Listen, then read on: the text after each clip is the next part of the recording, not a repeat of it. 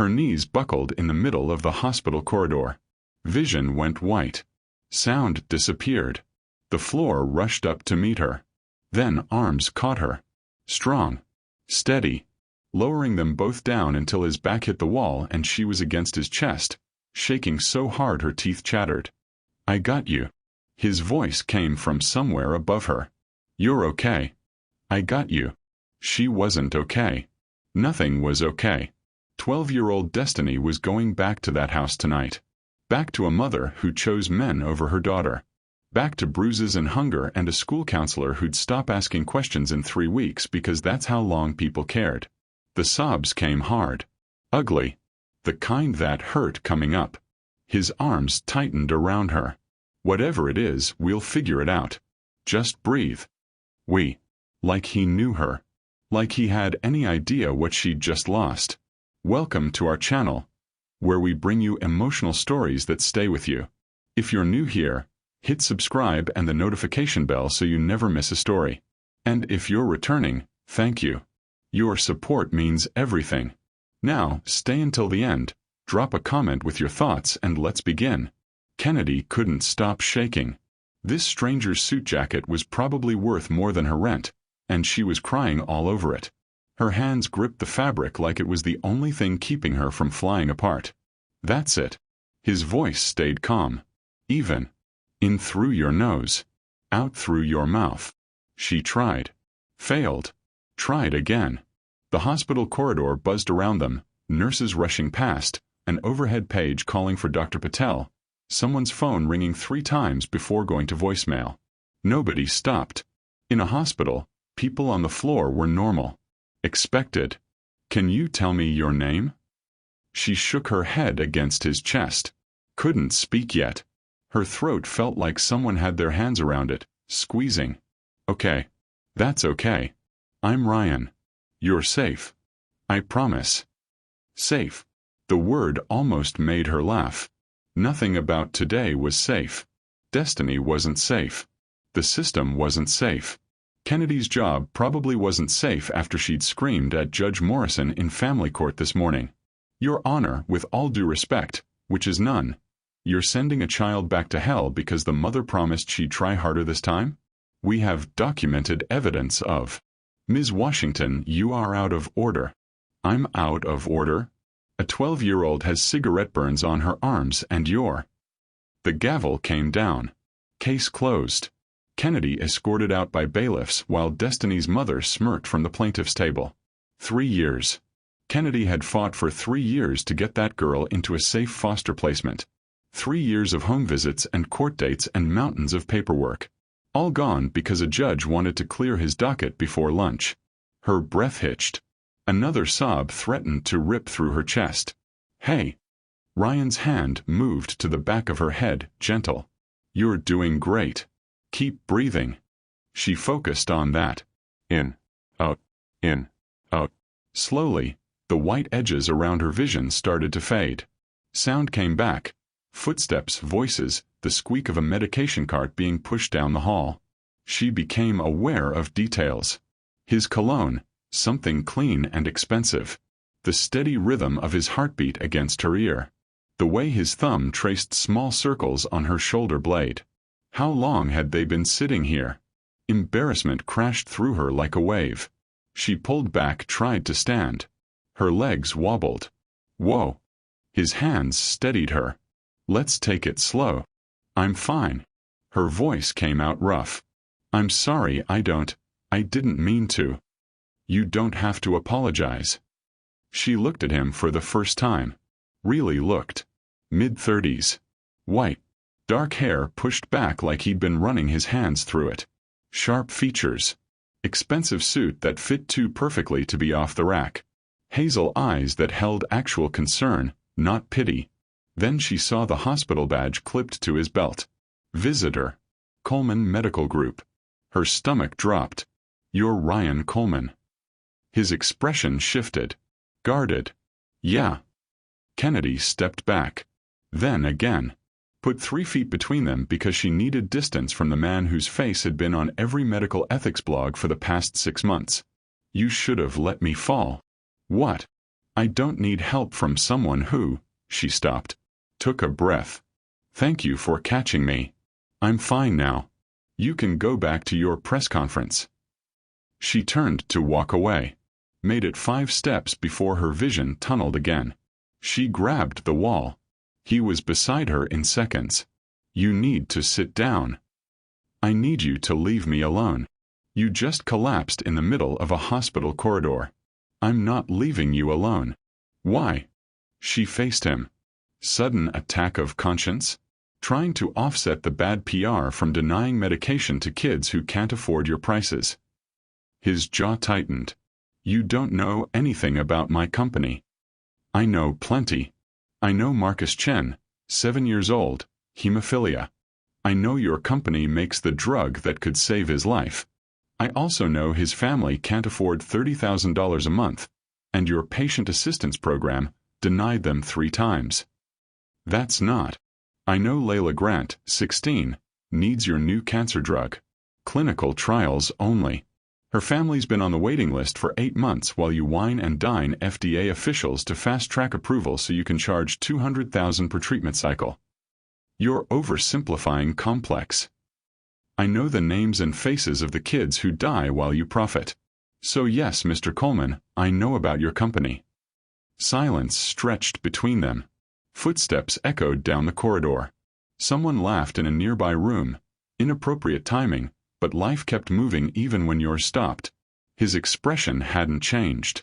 Still guarded. But something flickered in his eyes. Anger, maybe. Or something that looked almost like hurt. The press conference starts in 10 minutes, he said finally. But I'm not leaving until I'm sure you're okay. I told you. You're dehydrated. Probably hypoglycemic. When's the last time you ate? Yesterday. Maybe. She couldn't remember. That's what I thought. He pulled out his phone. Typed something. There's a cafe on the 2nd floor. I'm buying you lunch. I don't want. Consider it payment for listening to what you think you know about my company. There's nothing you could say that would. Then you lose nothing by eating a sandwich while I waste my breath. He met her eyes. Unless you're scared, I might be right. Kennedy's mother raised her to never back down from a challenge. Especially not from a man in an expensive suit who thought money bought him the moral high ground. Fine. 30 minutes. Then you go back to whatever PR stunt you're here for, and I go back to my job. Deal. They walked to the elevator in silence. Kennedy kept 2 feet between them. Watched him from the corner of her eye. He moved like someone used to people getting out of his way. Confident stride, shoulders back, head up. The kind of posture that came from never doubting your place in the world. She hated that she'd cried in his arms. Hated that he'd seen her broken. Hated that his hands had been gentle and his voice had been kind, and for 5 minutes she'd felt safe. The elevator doors opened. They stepped inside. He pressed the button for the 2nd floor. What happened? He asked. Before you collapsed. None of your business. You mentioned kids dying. Sounded personal. Kennedy's throat tightened. She stared at the elevator numbers. 3. 2. I lost a case this morning. Family court. A girl I've been trying to protect for 3 years is going back to a dangerous situation because the judge believed her mother's lies. The words came out flat. Empty. She's 12. Same age as my little sister when. She stopped. He didn't need to know about Simone. About the system that had failed her family too. The elevator dinged. Doors opened. The cafe was half empty. Ryan ordered for both of them without asking what she wanted. She should have been annoyed. Instead, she was too tired to care. They sat at a corner table. Turkey sandwich appeared in front of her. Orange juice. Bag of chips. Eat, he said. Bossy. Concerned. She took a bite. Hadn't realized how hungry she was until food hit her stomach. She finished half the sandwich before either of them spoke. Tell me about Marcus Chen, Ryan said. Kennedy looked up. What? 7-year-old boy. Hemophilia. You said my company denied his family assistance 3 times. He leaned forward. Tell me about him. Why? Because you know his name. That means you know his story. So tell me. This felt like a trap, like he was gathering ammunition to prove her wrong. But Kennedy had been fighting for kids like Marcus her whole career. She didn't back down. Marcus lives with his grandmother in Riverside. His parents died in a car accident when he was 3. His grandmother works 2 jobs. Day shift at a laundry service, night shift cleaning office buildings. She makes too much to qualify for Medicaid but not enough to afford private insurance that covers specialty medications. Kennedy met his eyes. Your company's patient assistance program requires tax returns proving income below federal poverty level. His grandmother makes $4,000 over the limit. For $1,000 that keeps Marcus from getting the medication that would let him play with other kids without risking a bleed that could kill him. Ryan's expression didn't change. What's his grandmother's name? Why? Because I'm going to call my patient assistance director tonight and find out why a child was denied life-saving medication over $4,000. Kennedy stared at him. You're lying. I don't lie. Everyone lies. Especially billionaires at PR events. His jaw tightened again. My company employs 3,000 people. We have 17 drugs in development that could save millions of lives. Yes, we charge high prices. Yes, I make decisions that prioritize profit. But I didn't build this company to watch kids die over bureaucratic red tape. Then why? Because I don't personally review every patient assistance denial. I have directors who handle that. Directors who sometimes make decisions based on policy instead of humanity. He pulled out his phone. So give me his grandmother's name and I'll fix it. Kennedy's heart pounded. This had to be a trick. Had to be him trying to manipulate her, make himself look good, score points so she'd stop hating him. But what if it wasn't? What if she could actually help Marcus? Dorothy Chen, she said quietly. She lives on Maple Avenue in Riverside. Apartment 3B. Ryan typed into his phone. His thumbs moved fast. Professional. He hit send, then looked up. Done. My director will call her tomorrow. Just like that. Just like that. Kennedy didn't know what to say. Didn't know if she should believe him. Didn't know why her hands were shaking again. What about Layla Grant? She heard herself ask. Ryan's expression shifted. Something darker crossed his face. That's more complicated. Because she can't afford to be a clinical trial guinea pig? Because the drug isn't FDA approved yet. Even if I wanted to give it to her outside the trial, I legally can't. We'd both go to jail. So she waits. And maybe dies waiting. Or the trial succeeds, the drug gets approved, and thousands of kids like Layla get access to a cure. He held her gaze. I'm not the villain you want me to be, Kennedy. Hearing her name in his voice did something strange to her chest. Made her aware that they were sitting close. That his eyes weren't just hazel but had flecks of gold near the center. That his hands looked strong and capable, and she knew exactly how those hands had felt wrapped around her 30 minutes ago. She looked away. You don't get credit for fixing one mistake. I'm not asking for credit. I'm asking for a chance to show you that maybe your assumptions about me are wrong. Why do you care what I think? He was quiet for a long moment.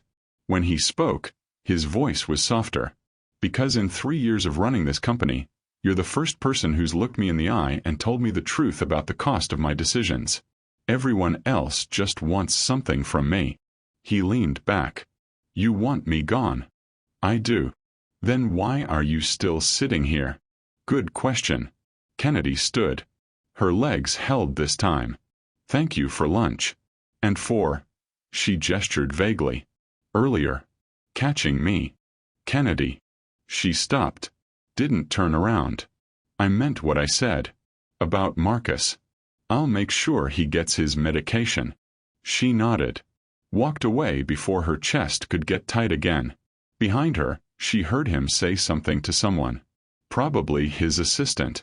Probably heading back to his press conference where he'd smile for cameras and cut ribbons and pretend to care about communities his company bled dry. But Dorothy Chen's name was in his phone. He'd typed it himself. Sent the message. Maybe he'd follow through. Maybe he wouldn't. Kennedy had stopped believing in maybes a long time ago. Quick pause. If you're feeling this story, hype it so others can find it. Comment where you're watching from. Now back to the story. Over the next few weeks, Kennedy tried to forget about Ryan Coleman. She failed. Dorothy Chen called her on a Thursday afternoon, crying so hard Kennedy could barely understand her. Marcus was approved. Full coverage. The medication would arrive within 3 days. I don't know what you did, Dorothy kept saying. I don't know how you did it, but thank you. Thank you. Kennedy hung up and stared at her phone for 10 minutes. He'd actually done it. She should have felt relieved. Victorious. Instead, she felt unsettled. Like the ground beneath her had shifted and she didn't know where to stand anymore. Her phone buzzed. Unknown number. Marcus Chen is getting his medication. Thought you'd want to know. RC. Her thumb hovered over the keyboard. She should say thank you. Should acknowledge that he'd kept his word. She deleted the message instead. 2 days later she saw him again. Kennedy was in the hospital cafeteria, grabbing coffee between meetings, when she heard his voice behind her. The turkey sandwich is better than it looks. She turned. He stood 3 feet away, hands in his pockets, slight smile on his face. Same expensive suit.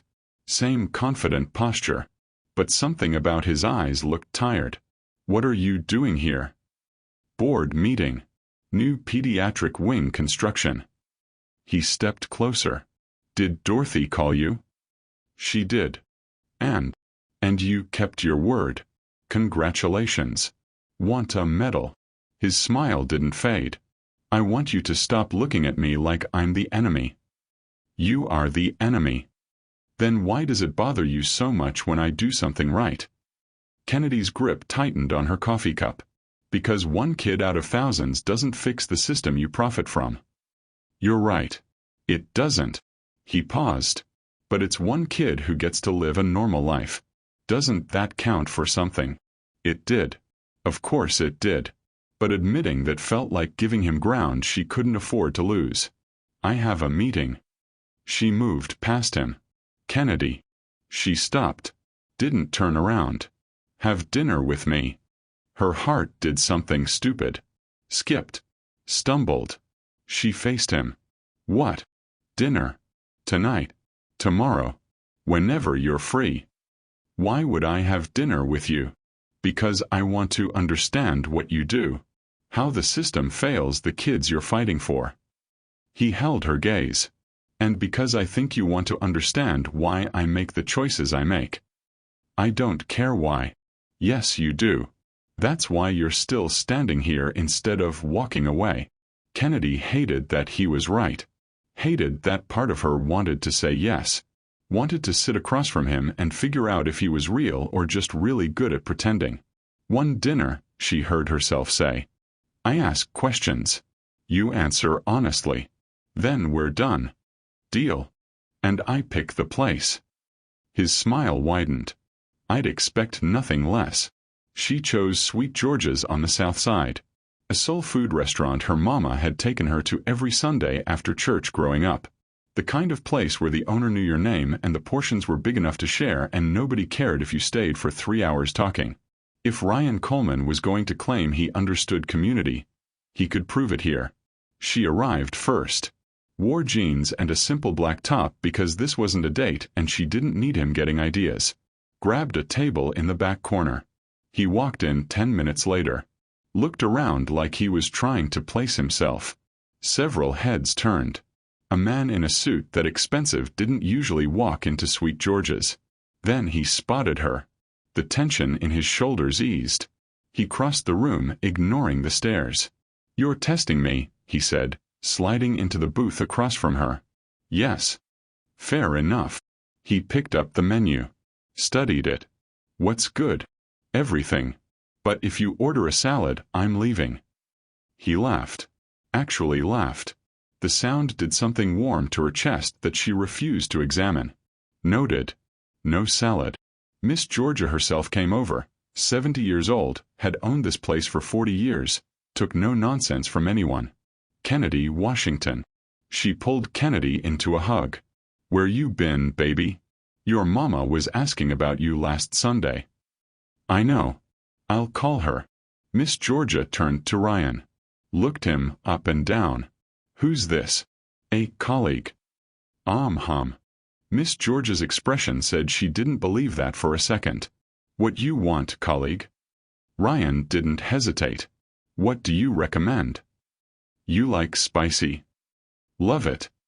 Then you get the smothered chicken with collard greens and mac and cheese. Cornbread on the side. Sweet tea to drink. She looked at Kennedy. Your usual. Please. Miss Georgia walked away. Ryan watched her go, then turned back to Kennedy. She's terrifying. She's wonderful. Both things can be true. Kennedy found herself almost smiling. Caught it before it fully formed. So, you wanted to understand what I do. Ask your questions. He leaned back. How long have you been a social worker? 8 years. 3 at St. Luke's. Why social work? The question landed heavier than he probably intended. Kennedy took a sip of water. Thought about deflecting. But she demanded honesty from him. Fair was fair. My little sister. Simone. The name still hurt to say. She got caught up with the wrong crowd when she was 15. Drugs. Bad boyfriend. The kind of situation where everyone could see it coming except her. Kennedy's hands tightened around her glass. I tried to help. So did my mama. But Simone was angry at the world, and nothing we said got through. What happened? Overdose. Fentanyl-laced pills. She was 17. Kennedy met his eyes. The system failed her. Teachers who saw the signs but didn't report. A guidance counselor who was overwhelmed. A juvenile court that focused on punishment instead of help. By the time anyone really tried to intervene, it was too late. Ryan's expression shifted. Softened. I'm sorry. Don't be sorry. Be better. She held his gaze. Your company makes naloxone, the overdose reversal drug. But schools can't afford to stock it because you charge $200 per dose. How many Simones die because the antidote is sitting in a warehouse instead of in the hands of people who could save them? He was quiet for a long moment. You're right. Kennedy blinked. What? You're right. We could do better with naloxone pricing. We should do better. He leaned forward. I'll bring it to the board next week. See what we can do about getting it into schools at cost. Just like that. Just like that. Why? Because you're right. And because, he paused, seemed to choose his words carefully. My sister has anxiety. Panic attacks. I've watched her struggle. Watched my parents throw money at the problem instead of actually helping her. His jaw tightened. Money doesn't fix everything. I know that. But when I can use what I have to actually help someone. Yeah. I'm going to do it. The food arrived. Massive portions. Steam rising. The smell of home cooking filled the space between them. Ryan stared at his plate. This is incredible. Haven't even tasted it yet. He took a bite. His eyes closed. Okay. This is the best thing I've ever eaten. Kennedy did smile this time. Couldn't help it. Miss Georgia doesn't play. They ate in comfortable silence for a few minutes. Kennedy watched him out of the corner of her eye. The way he actually savored the food instead of just eating to fuel himself. The way he'd loosened his tie.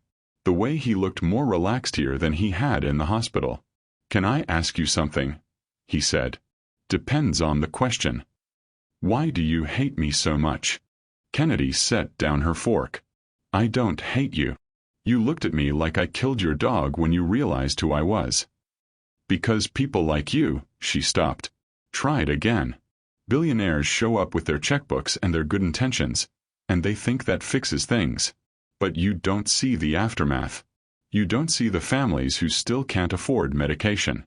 The kids who slip through the cracks. The system that keeps breaking the same people over and over. She met his eyes. You get to feel good about helping Marcus Chen. I have 17 more kids on my caseload who still need help. So tell me about them. What? The 17 kids. Tell me their stories. Not because I can fix everything. I can't. But because I want to understand what you're up against.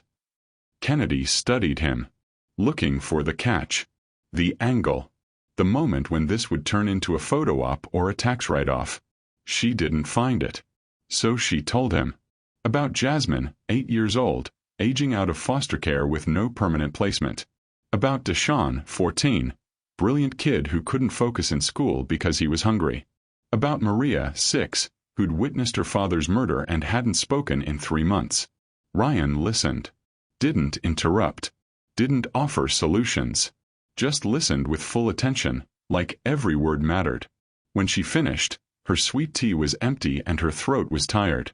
You carry all of that alone, he said quietly. I have a team. But you carry it. All the weight. All the names. All the faces. He leaned forward. Who takes care of you? The question hit her sideways. Nobody asked her that. Everyone assumed she was fine because she had to be fine. Because someone had to keep fighting. I'm good, she said. Kennedy. I'm good, she repeated, firmer this time. He didn't push.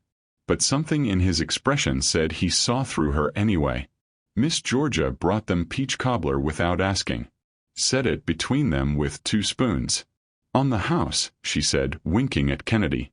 They shared the cobbler. Kennedy told him about growing up in this neighborhood. About Sunday dinners at her mama's house. About her older brother Jerome who played too much and her younger cousins who made family reunions feel like organized chaos. Ryan told her about growing up with money but not warmth. About parents who cared more about the family business than their kids. About building his company from the ground up because he wanted to prove he was more than just his last name. When they finally left, it was past 10. The street was quiet. Street lights cast orange glows on the sidewalk. Thank you, Ryan said. For dinner. For trusting me with those stories. Don't make me regret it. I won't. He paused. Can we do this again? Kennedy knew she should say no. Should keep her distance. Should remember that he was still a billionaire CEO whose company made decisions that hurt people. But standing here under the streetlights, watching him look at her like she was someone worth knowing. Maybe, she said. His smile was soft. Genuine. I'll take maybe. He waited until she got in her car. Watched her drive away. Kennedy checked her rearview mirror. Saw him standing there. Still watching. Her heart did that stupid skip again. This was dangerous. This feeling. This pull toward someone she was supposed to hate. But she was already thinking about next time. Next time happened 3 days later. Kennedy was at St. Luke's, meeting with a family about their son's placement options, when her supervisor knocked on the door. Kennedy. Someone's here to see you. She excused herself. Stepped into the hallway. Ryan stood by the nurse's station, holding 2 coffee cups and looking completely out of place in his tailored suit. What are you doing here? Bringing you coffee. He held out 1 cup. Caramel macchiato, right? Miss Georgia mentioned it's your favorite. Kennedy stared at him. You asked Miss Georgia about my coffee order? I asked Miss Georgia a lot of things. That's borderline stalking. That's paying attention. He smiled. You gonna take the coffee or make me stand here looking stupid? She took it. The cup was warm in her hands. She took a sip. Perfect temperature. Perfect sweetness. Thank you, she said quietly. You're welcome. He shifted his weight. Almost nervous. I have a proposal. I'm not going to like this, am I? Probably not. He took a breath. Let me shadow you for a week. See what you do. Meet the families. Understand the system from your perspective. Kennedy nearly choked on her coffee. Absolutely not. Why not? Because you're a billionaire CEO who's probably never been in a project housing unit or a family court waiting room or a foster home that smells like mildew and broken promises. Exactly. So show me. Why would I do that? Because you want me to understand. You said so yourself. I don't see the aftermath. So show me the aftermath. His hazel eyes held hers. Let me see what you see. Then tell me I'm still the enemy. This was a terrible idea. Dangerous. Opening her world to someone who could weaponize it for PR. Someone who could take photos and write checks and pat himself on the back without actually changing anything. But if he actually meant it, if he actually looked and listened and understood, maybe that was worth the risk. 1 week, she said. You do what I do. Go where I go. No press. No photos. No using this for your company image. Agreed. And if I tell you to leave, you leave. No questions. Deal. He extended his hand. She shook it. His palm was warm. Firm. He held on a second longer than necessary. When do we start? He asked. Tomorrow. 7 a.m. Wear different shoes. Those won't last 5 minutes where we're going. He showed up at 6:55 a.m. in jeans, a simple button-down, and actual sneakers. Kennedy tried not to notice how good he looked in regular clothes. First stop? He asked. Riverside Projects. Home visit with the Chen family. His expression brightened. Marcus. Yeah. Monthly check-in to make sure everything's stable. They drove in her car, a 10-year-old Honda with a dent in the passenger door and a check engine light that had been on for 3 months. Ryan didn't comment. Just buckled his seatbelt and watched the city change as they drove east. Gleaming downtown buildings gave way to older neighborhoods. Chain-link fences. Boarded-up storefronts. A corner store with bars on the windows. Kennedy parked in front of a 5-story apartment building. Paint peeling. Graffiti on the ground floor. A group of men sitting on the front steps looked up as they approached. Morning, Kennedy, one of them called. Morning, Darius. How's your mama? She's good. Asking when you coming by for Sunday dinner again. Tell her soon. Kennedy smiled. She's still making that peach cobbler? Every week, baby. You know how she do. Ryan stayed quiet. Watching. Taking it in. They climbed to the 3rd floor. Hallway smelled like cooking grease and air freshener fighting a losing battle. Kennedy knocked on 3B. Dorothy Chen opened the door. Small woman, late 50s. Tired eyes that lit up when she saw Kennedy. Come in, come in. Then she saw Ryan. Froze.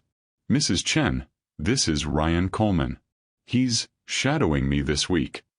Dorothy's hand flew to her mouth. You're the reason, Marcus. It's nice to meet you, Ryan said gently. She pulled him into a hug. He looked startled. Then his arms came up, returning the embrace. Thank you, Dorothy whispered. Thank you for giving me my grandson back. Kennedy's chest tightened. Marcus appeared from the back room. Small for 7. Bright eyes. Batman t-shirt. He ran to Kennedy, and she scooped him up. Miss Kennedy. Hey, baby. How you feeling? Good. Want to see my Legos? I built a spaceship. Obviously, I need to see this spaceship. Marcus grabbed her hand, pulling her toward his room. She glanced back. Ryan stood in the small living room, talking quietly with Dorothy. His expression was soft, open. Not the billionaire CEO. Just a man listening to a grandmother talk about her grandson. They made 4 more visits that day. A foster home where 3 siblings had been separated and were finally being reunited. Ryan sat on the floor playing Connect 4 with the youngest while Kennedy did paperwork. A family court hearing for a teenager trying to get emancipated from neglectful parents. Ryan watched the judge deny the petition on a technicality. Saw the kid's face crumble. A crisis intervention at an apartment where neighbors reported screaming. Turned out to be a single mom at her breaking point, overwhelmed and exhausted. Kennedy sat with her for an hour. Helped her apply for emergency childcare assistance. Got her connected with a counselor. Ryan stayed in the background. Didn't interfere. Just witnessed. By the time they got back to Kennedy's car, the sun was setting. She was exhausted. He looked shell-shocked. "That teenager," he said quietly. "The emancipation case. What happens to him now?" "He goes back home. Tries to survive until he turns 18. Hopes nothing worse happens before then." "That's it. That's it." Ryan's jaw clenched. He stared out the window. "The system is broken." "Yeah, it is. So why do you keep fighting?" Kennedy started the car. "Because if I don't, who will?" The week continued. They visited schools where kids showed up hungry, shelters where families slept on cots, community centers barely holding on with volunteer staff and donated supplies. Ryan didn't complain. Didn't check his phone constantly. Didn't treat it like a field trip. He showed up every morning at 6:55 a.m. and stayed until Kennedy sent him home. On Wednesday, they responded to a call about a 5-year-old who'd been left alone for 2 days. The apartment was filthy. No food in the fridge. The little girl, Amara, sat on a stained couch clutching a stuffed rabbit. Too quiet for a 5-year-old. Kennedy knelt in front of her. "Hey, sweetie. My name's Kennedy. I'm here to help. Is that okay?" Amara nodded. Didn't speak. "Can I see your rabbit?" "What's their name?" "Coco." Small voice. Barely audible. "Coco's a great name." Kennedy smiled. "Are you hungry? Would you like something to eat?" Another nod. Kennedy looked at Ryan. "There's a bodega 2 blocks west. Can you?" "I'm already gone." He was out the door before she finished the sentence. He came back with bags full of food. Crackers, juice boxes, fruit, sandwiches. Enough for Amara and 3 other kids. While Kennedy made calls to find emergency placement, Ryan sat with Amara. Gave her a sandwich. Asked about Coco the rabbit. Made her laugh, actually laugh, when he did a terrible impression of a bunny voice. Kennedy watched from across the room. This man who ran a billion-dollar company, sitting cross-legged on a dirty floor, making a traumatized 5-year-old smile. Something in her chest cracked open. On Friday, Kennedy's last visit was a family dinner she'd been invited to. The Washingtons, no relation, had fostered 6 kids over the past decade. One of their success stories, TJ, had just graduated college. They were celebrating. "You should come," Kennedy told Ryan in the car. "To a family celebration?" "I don't want to intrude." "You won't be. Mrs. Washington invited you specifically when I mentioned you were shadowing me." Kennedy pulled up to the house.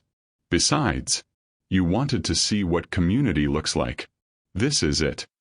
The Washington house was small but immaculate. Music poured from the open windows. Frankie Beverly and Mays. The smell of barbecue hung in the air. Mrs. Washington met them at the door. Round face, warm smile, apron covered in flour. Kennedy Washington. "Girl, get in here." She pulled Kennedy into a hug, then turned to Ryan. "And you must be Mr. Coleman. Come on in, baby. We don't stand on formality here." The living room was packed. 3 generations talking, laughing, kids running between adults' legs. A card game happening at the dining table. Gospel music transitioning to earth, wind, and fire. TJ spotted Kennedy and lit up. "Miss Kennedy." She hugged him tight. "Look at you. College graduate. I'm so proud of you. Couldn't have done it without you. Without this family." He gestured around. "This is what saved me." Kennedy introduced Ryan. TJ shook his hand. No recognition, no special treatment. Just genuine warmth. Dinner was massive. Fried chicken, collard greens, mac and cheese, cornbread, yams, potato salad. Platters covering every surface. Mr. Washington said grace. Long and heartfelt, thanking God for family and food and second chances. Amen. Amen. Preach. Kennedy glanced at Ryan. He looked overwhelmed. But when Mrs. Washington loaded his plate, he smiled and said thank you and ate like he meant it. After dinner, Kennedy found him on the back porch. Quiet. Watching kids play in the yard. "You okay?" she asked. "Yeah. He shook his head. "I've been to $100,000 charity galas. Sat with senators and celebrities. But I've never felt what I felt in there." "What's that?" "Community. Real community. People who choose to be family." He looked at her. "You're part of that. You help build that." "I try." "You succeed." He turned to face her fully. "This week, Kennedy, you've changed how I see everything. The numbers and policies and board meetings, they're not abstract anymore. I see Marcus, Amara, TJ. I see the system failing them, and I see you fighting to hold it together with nothing but determination and heart." Kennedy's throat tightened. "Don't make me cry at a celebration. I mean it." He stepped closer. "I want to help. Really help. Not just write checks. I want to work with you. Fund programs. Change policies. Use what I have to support what you're doing." "Ryan. I know you don't trust me yet. I get it. But give me a chance to prove I'm serious." She looked at him. Really looked. Saw the genuine intent in his hazel eyes. Saw the way this week had affected him. Saw possibility where she'd only seen opposition before. "Okay," she said softly. "Okay. Okay. Let's figure out how to do this together." His smile was brilliant. Transformed his whole face. He looked younger. Lighter. "Thank you," he said. Kennedy smiled back. "Don't thank me yet. You're about to find out how demanding I am when someone actually wants to help." "I'm looking forward to it."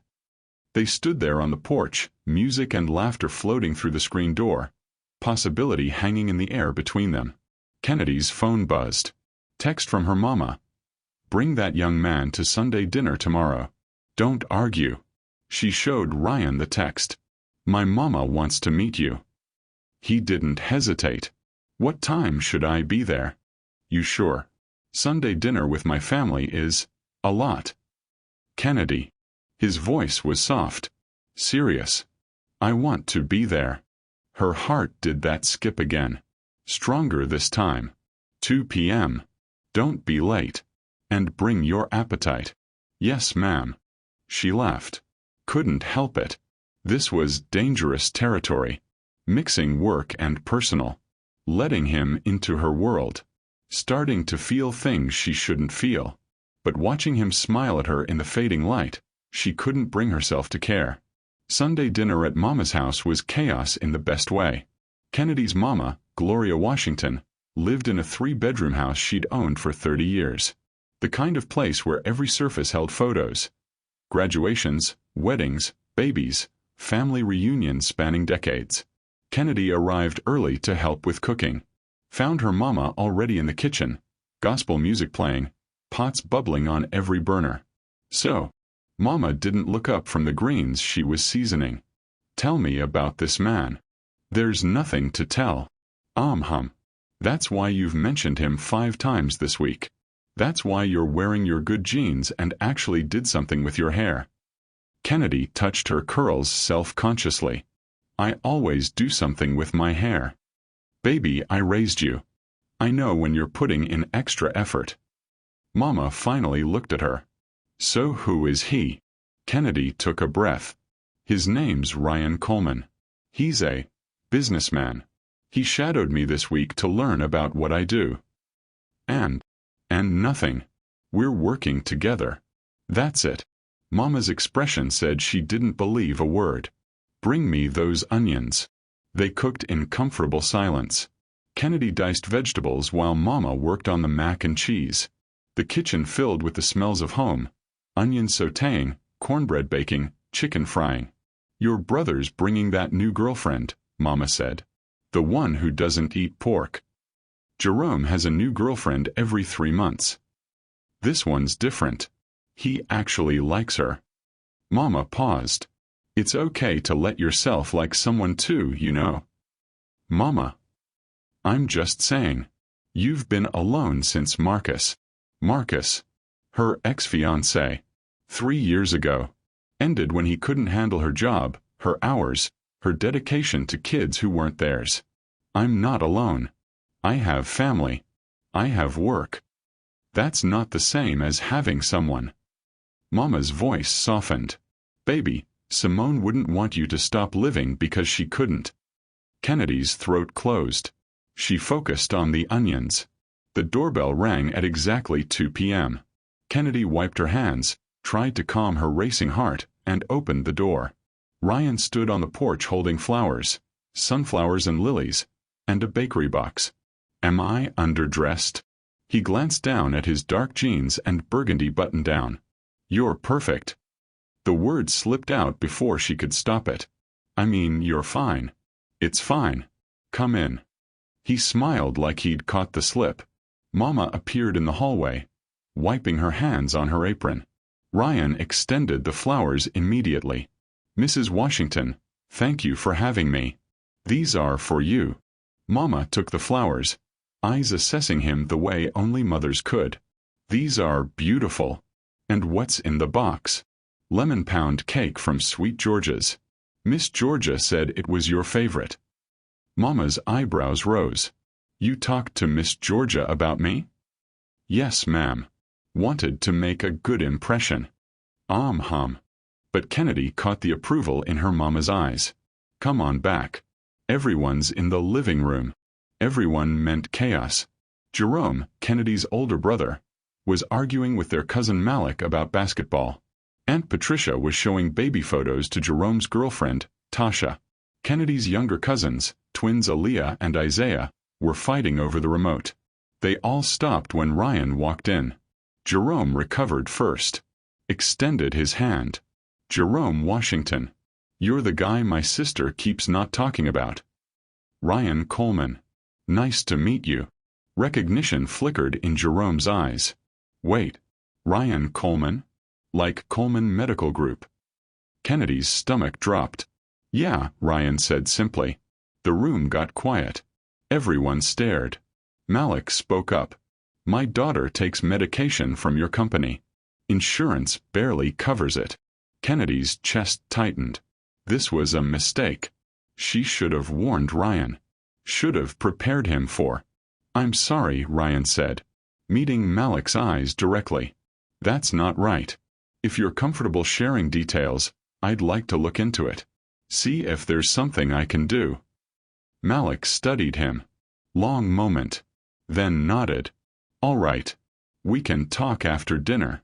The tension eased slightly. Aunt Patricia, never one to let awkwardness linger, spoke up. Well, come sit down, baby. Tell us how you know our Kennedy. Dinner was an interrogation disguised as hospitality. How'd you meet? What are your intentions? You go to church? What's your mama's name? You married? Ever been married? Want kids? Ryan handled it with grace Kennedy didn't expect. Answered honestly. Made them laugh. Complimented the food so genuinely that Mama gave him seconds without him asking. Kennedy watched him fit into her family like he belonged there. Watched him listen to Jerome's stories about coaching youth basketball. Watched him play hand games with the twins.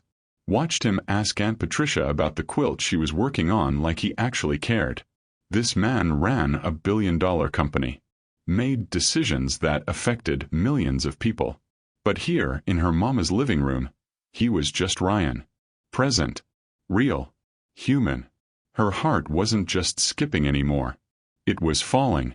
After dinner, after the plates were cleared and the leftover containers distributed, Kennedy walked Ryan to his car. Your family is incredible, he said. They liked you. Don't let it go to your head. Too late. He smiled. Then his expression grew serious. Can I ask you something? Depends. Your ex-Marcus. What happened? Kennedy leaned against his car. How'd you know about Marcus? Your mama mentioned him in the kitchen. Said something about you being alone since him. She has a big mouth. She loves you. He stepped closer. You don't have to tell me. But I want to know. I want to know what hurt you. Kennedy looked up at the sky. Early evening. Stars just starting to appear. We were engaged. 3 years ago. I was working a case, a teenager in crisis. I was at the hospital with her when Marcus called. Said we needed to talk. She took a breath. He gave me an ultimatum. The job or him. Said he couldn't compete with my work. Couldn't build a life with someone who cared more about other people's kids than our future. What did you choose? The job. The girl. She needed someone in her corner, and I wasn't going to abandon her because my fiancé couldn't understand that my work matters. He was wrong. Ryan's voice was firm. What you do, it's not just a job. It's who you are. Anyone who can't see that doesn't deserve you. Kennedy's eyes burned. You don't know me well enough to say that. I know enough. He reached out, tucked a curl behind her ear. His fingers lingered.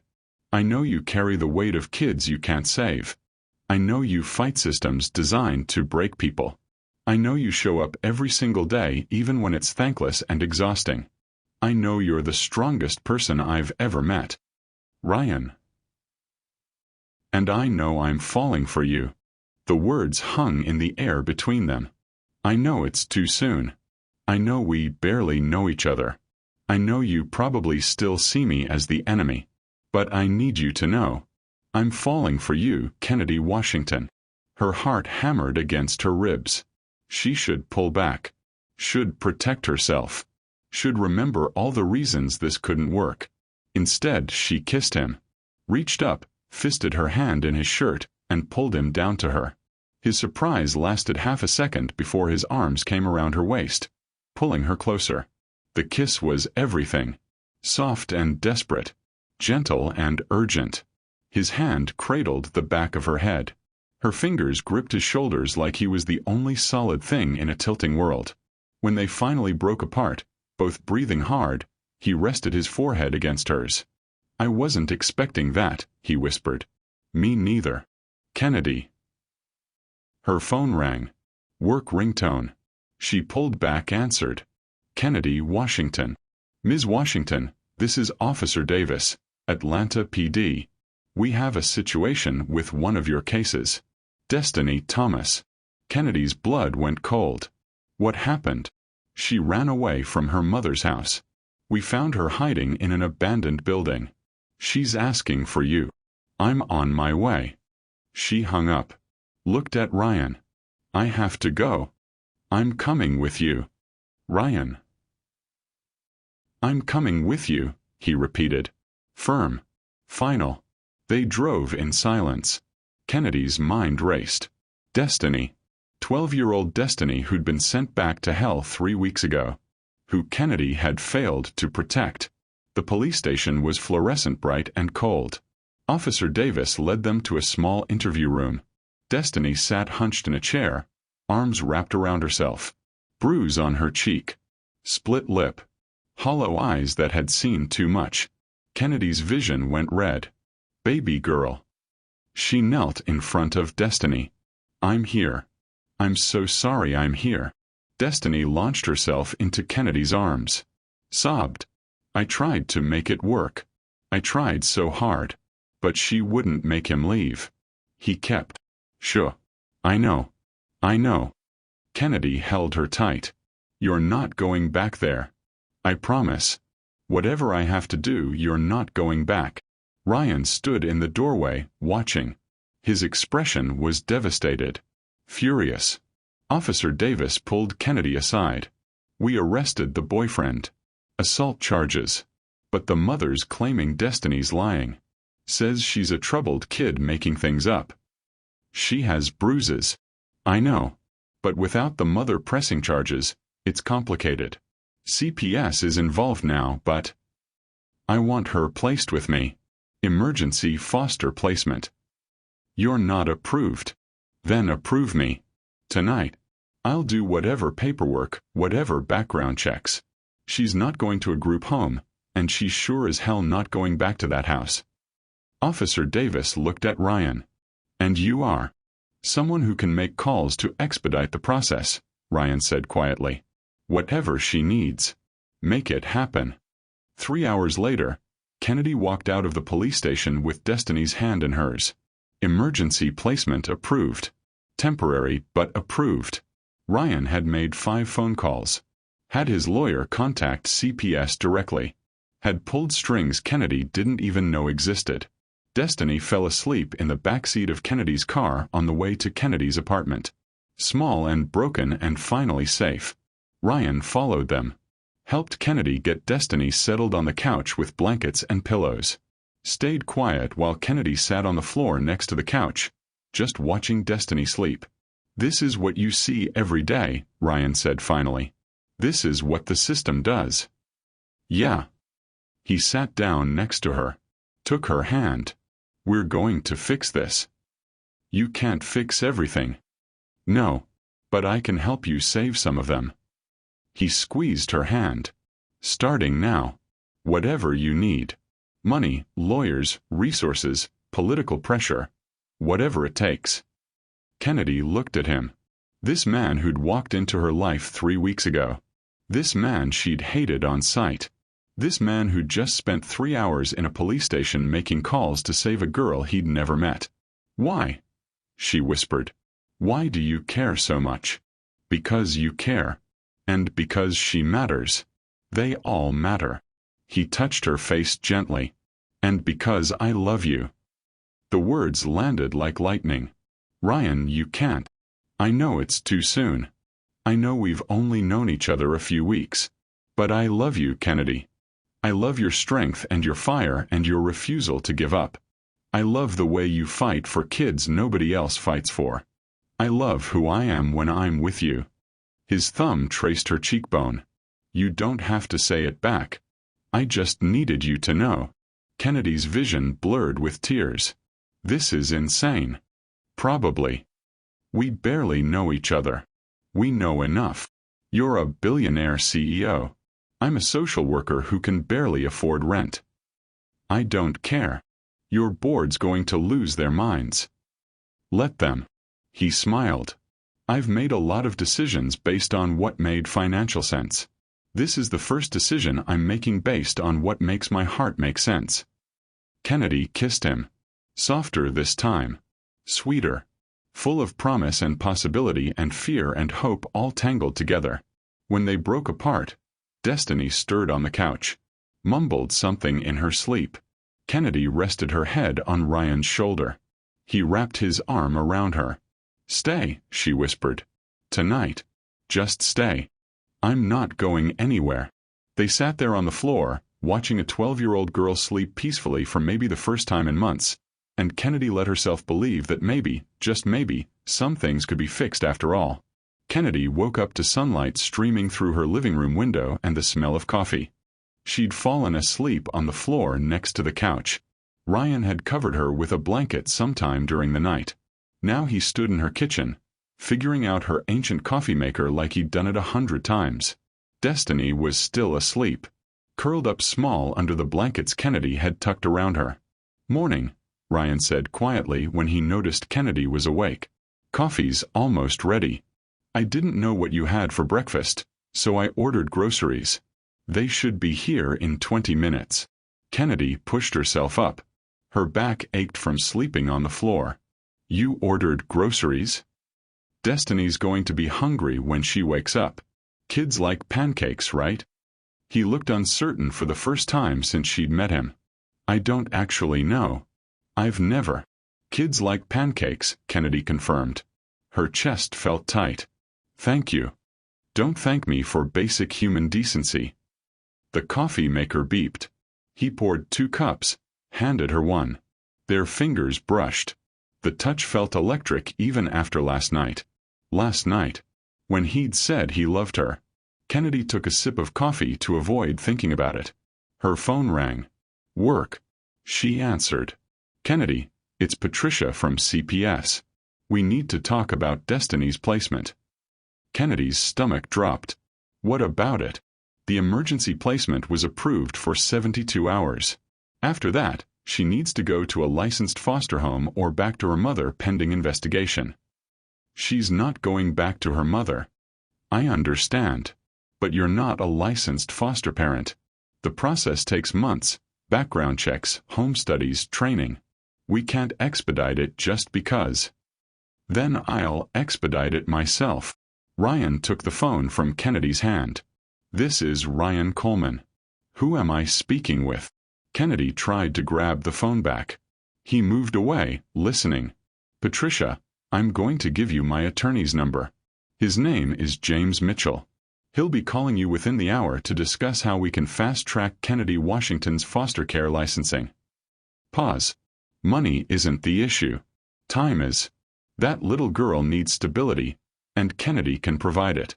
So we're going to figure out how to make this happen legally and quickly. Are we clear? Another pause. Thank you. Expect that call. He hung up. Handed Kennedy back her phone. You can't just throw money at the foster care system, Kennedy said.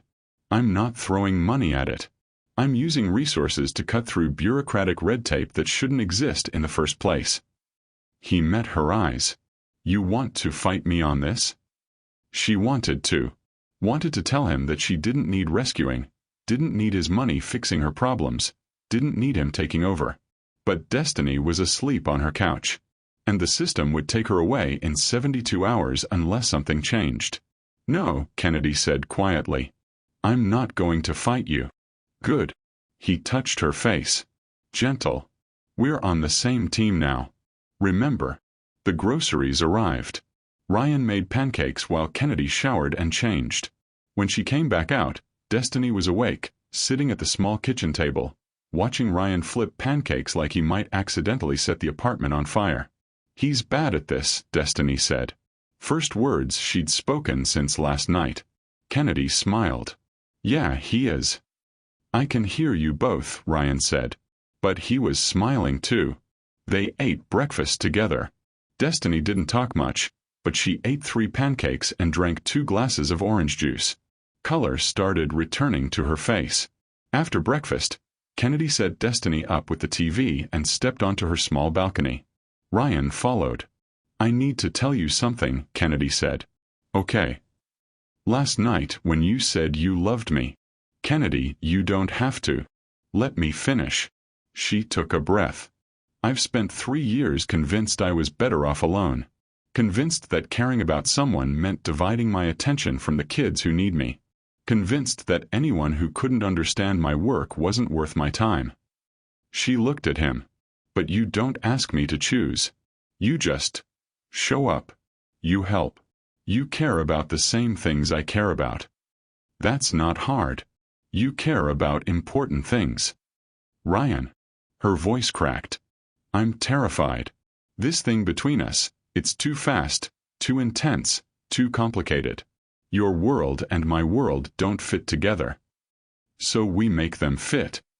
It's not that simple. Why not? He stepped closer. I know who you are, Kennedy. I know your work comes first. I know you're going to have late nights and emergency calls and kids who need you more than I do. I'm not asking you to change that. I'm asking you to let me be part of it.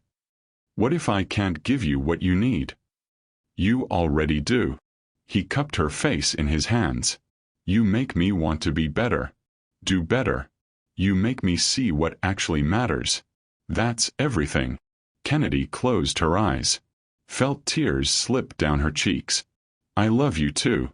God help me, I love you too. His kiss was tender. Reverent. Like she was something precious he was afraid to break. They stood there, wrapped in each other, while the city moved around them and a 12-year-old girl watched cartoons inside and the world kept spinning despite everything being different now. The next 2 weeks were a blur. Ryan's attorney worked miracles. Kennedy's foster care application was fast-tracked. Background checks completed in days instead of months.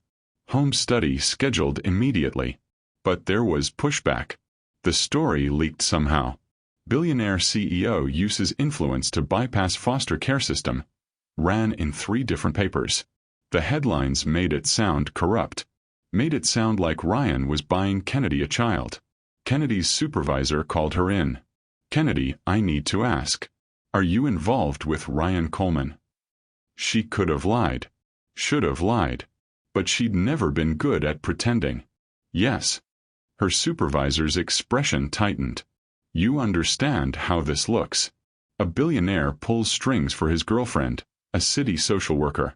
People are asking questions about ethics, about conflicts of interest.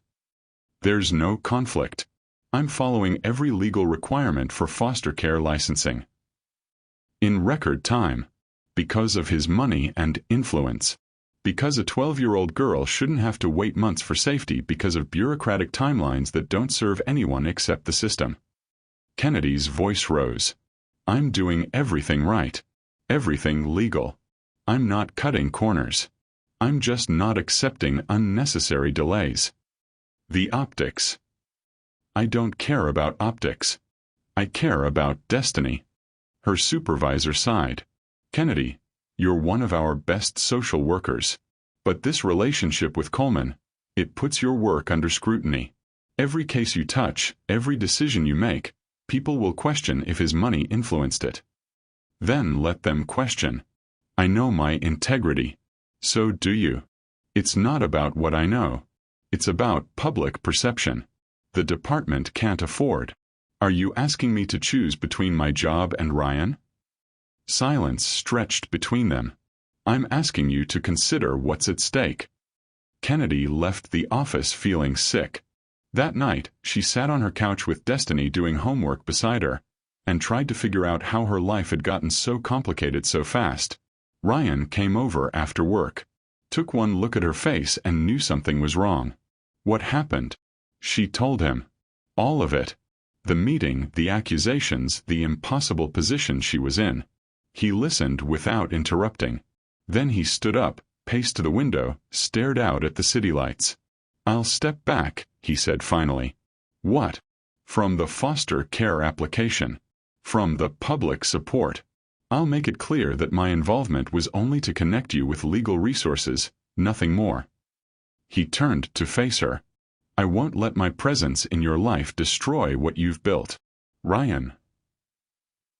I mean it, Kennedy. Your work is too important. If I'm a liability. Stop. She stood cross to him. You're not a liability.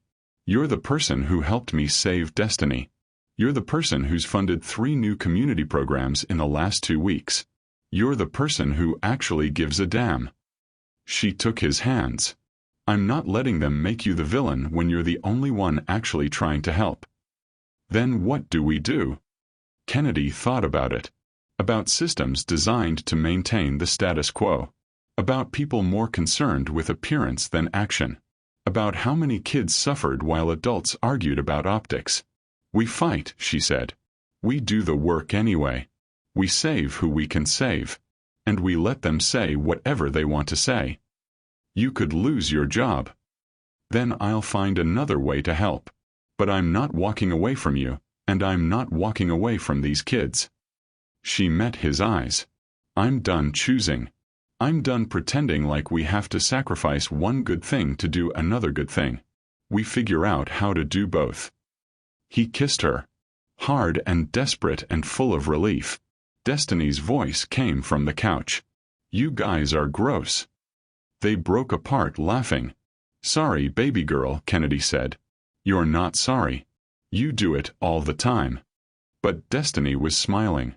Small smile. Hesitant. But real. Progress. 3 days later, Kennedy got the call. Foster care license approved. Destiny could stay. Officially. Legally. Kennedy sat in her car in the parking lot and cried. Big, ugly, grateful tears. Ryan called while she was still crying. Did you hear? Yeah. Kennedy. Thank you. Her voice broke. Thank you for fighting for her. For us. Always. His voice was soft. I'm always going to fight for you. That night, they celebrated at Mama's house. Family dinner with the Washingtons plus Ryan and Destiny. The table was too small for everyone, so they ate in shifts, passing plates and stories and laughter. Destiny sat between Kennedy and Mama, soaking in the warmth and noise and love. Jerome pulled Ryan aside after dinner. You hurt my sister. I don't care how much money you have. Understood. Understood, Ryan said seriously. But I'm not going to hurt her. Good. Jerome clapped him on the shoulder. Welcome to the family, man. Kennedy watched from across the room. Watched Ryan fit into her life like all the broken pieces were finally forming something whole. Her phone buzzed. Text from her supervisor. We need to talk. Tomorrow. 9 a.m. Kennedy's stomach dropped. She looked at Ryan. At Destiny. At her family gathered in her mama's living room. Whatever tomorrow brought, she'd face it. But tonight, she was going to hold on to this. This moment. This joy. Tomorrow could wait. Kennedy arrived at her supervisor's office at 8:55 a.m. Her hands were steady, but her heart hammered against her ribs. Ryan had offered to come with her. She'd told him no. This was her fight. Her supervisor, Patricia Owens, sat behind her desk with another woman Kennedy didn't recognize. Older. Sharp suit. The kind of presence that screamed upper management. Kennedy. This is Director Susan Mitchell. She oversees social services for the entire metro region. Kennedy's stomach dropped further. They'd brought in the director. This was worse than she thought. Ms. Washington. Director Mitchell gestured to a chair. Please sit. Kennedy sat. Kept her spine straight. Her mama had taught her never to shrink, no matter who was in the room. I'll get straight to the point, Director Mitchell said. The optics around your relationship with Ryan Coleman and your foster care approval have created concerns. Questions about whether proper procedures were followed. Whether influence was used inappropriately. Every procedure was followed, Kennedy said firmly. Every requirement met. My background check, home study, training, all completed according to state regulations. In record time. Because Mr. Coleman connected me with legal resources that helped navigate the system efficiently. Nothing illegal. Nothing inappropriate. The appearance. With respect, Director Mitchell, I don't care about appearance. I care about a 12-year-old girl who needed a safe home. The system made her wait 3 years for justice. When she finally got placed with someone who could protect her, you want to punish that because it happened quickly. Kennedy leaned forward. The problem isn't that it happened fast. The problem is that it usually happens so slow that kids give up waiting. Silence filled the office. Patricia shifted uncomfortably. Director Mitchell's expression remained neutral. Ms. Washington, your passion is noted. But we have protocols. I followed your protocols. And we have public trust to maintain. When a billionaire's girlfriend receives preferential treatment. I received legal assistance. That's not preferential treatment. That's having access to resources. Kennedy's voice rose. You want to know what preferential treatment looks like? It looks like kids from wealthy families getting services immediately while kids from poor families wait months. It looks like judges sending black and brown kids back to dangerous homes while white kids get removed for lesser offenses. It looks like a system that protects itself more than it protects children. That's enough, Patricia warned. But Kennedy wasn't done. 3 years of frustration poured out. You brought me in here to what? Fire me? Punish me for finding a way to help one kid? Fine. Do it. But know that every day I'm gone is another day kids on my caseload don't have someone fighting for them. Another day the system wins and children lose. She stood. So if you're going to fire me, fire me. But I'm not going to apologize for saving Destiny Thomas. Director Mitchell studied her for a long moment. Then, surprisingly, she smiled. Sit down, Ms. Washington. Kennedy sat slowly. Confused. I'm not here to fire you. I'm here because your case, and the media attention around it, has highlighted exactly what you just said. The system is broken. Wait times are unconscionable. Resources are scarce. And good social workers burn out because they're fighting an uphill battle with their hands tied. Director Mitchell leaned back. Ryan Coleman called me yesterday. Personally. Do you know what he proposed? Kennedy shook her head. A $10 million grant to fund a new division. Streamlined foster care services.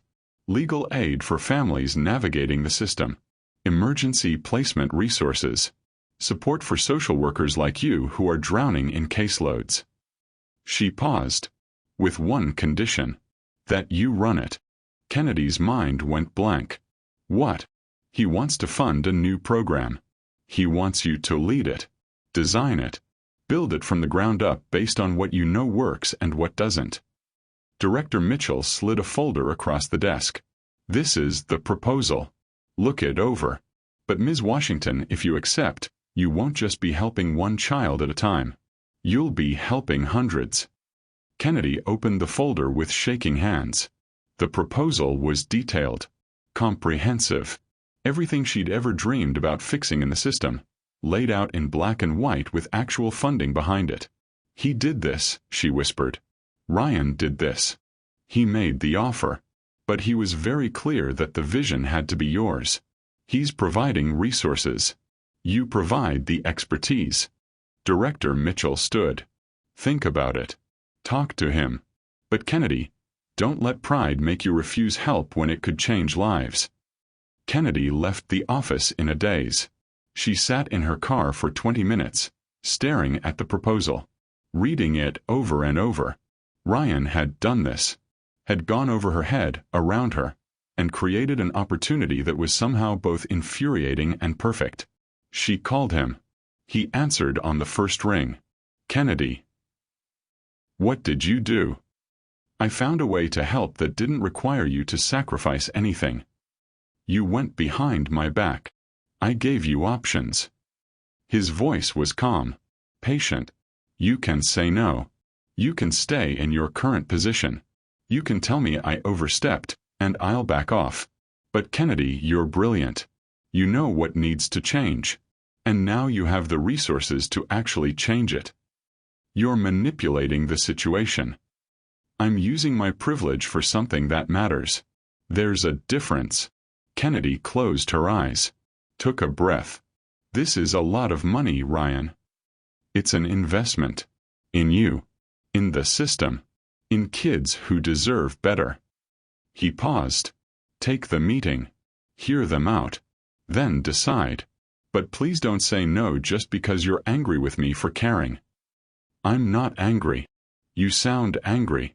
I'm terrified. The admission slipped out. What if I fail? What if I take this money and build something that doesn't work? Then we adjust. We try again.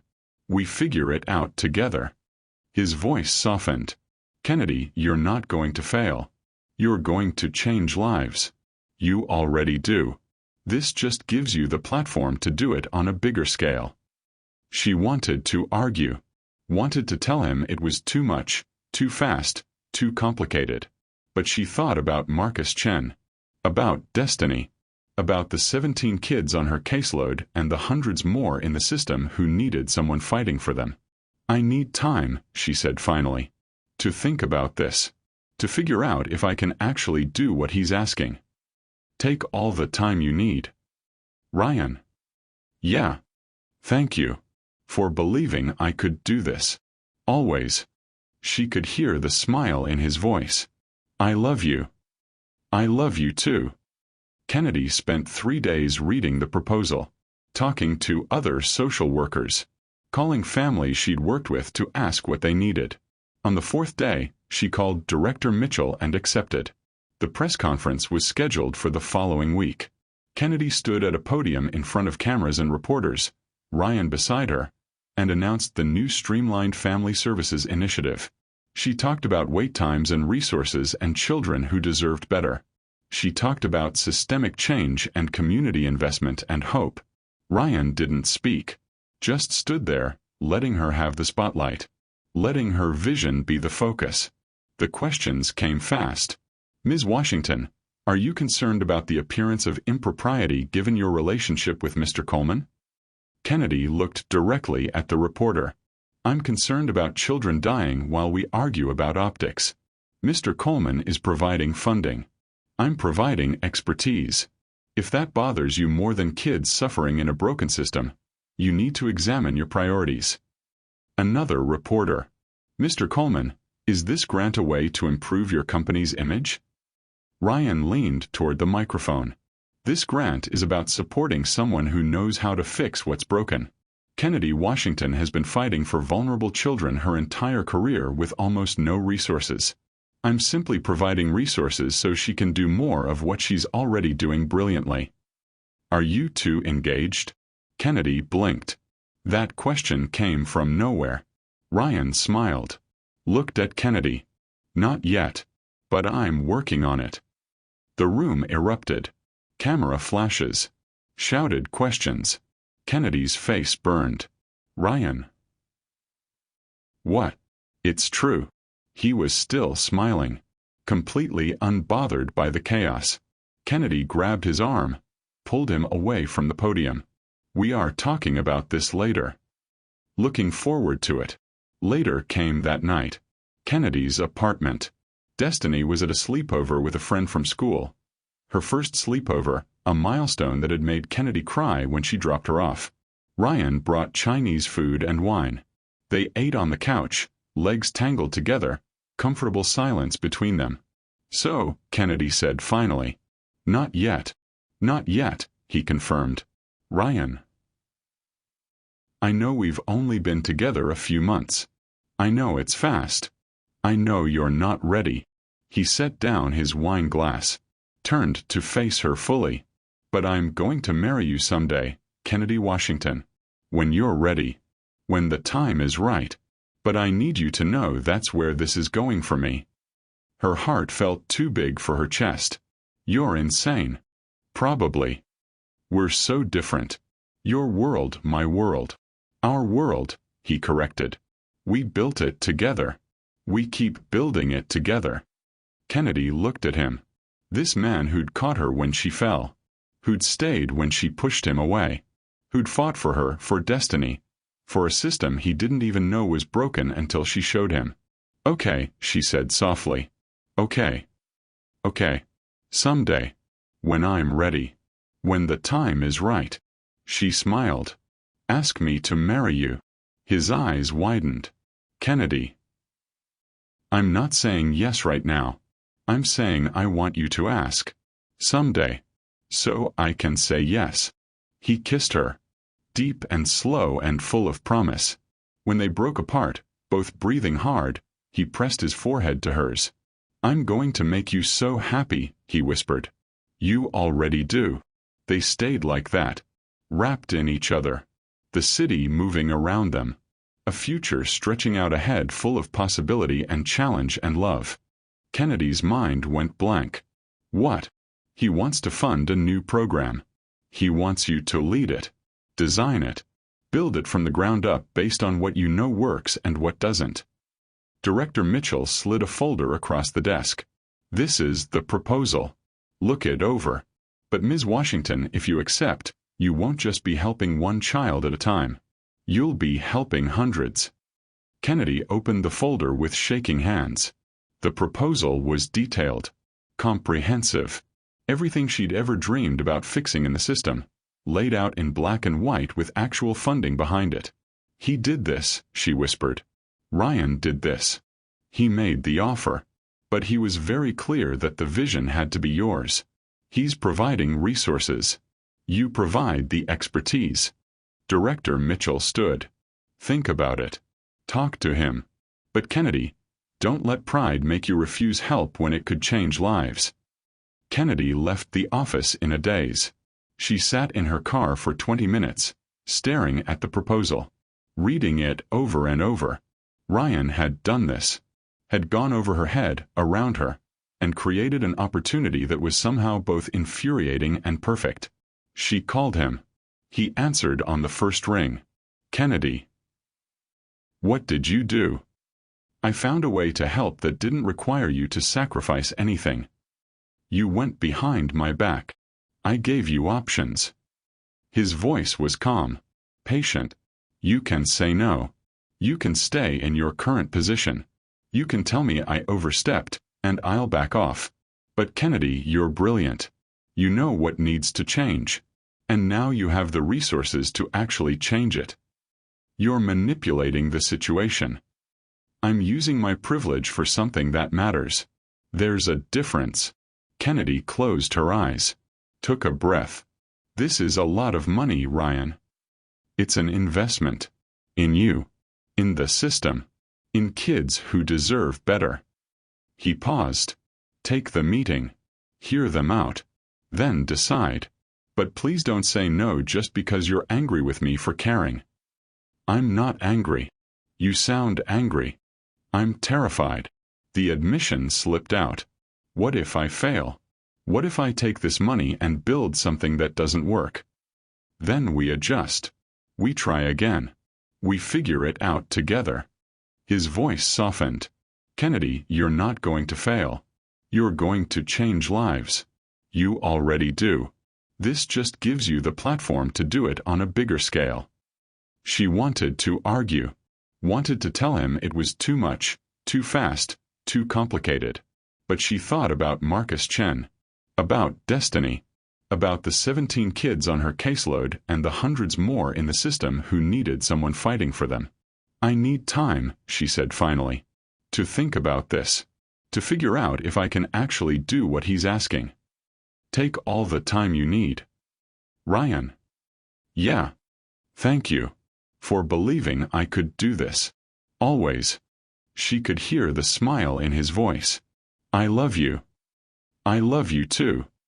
Kennedy spent 3 days reading the proposal, talking to other social workers, calling families she'd worked with to ask what they needed.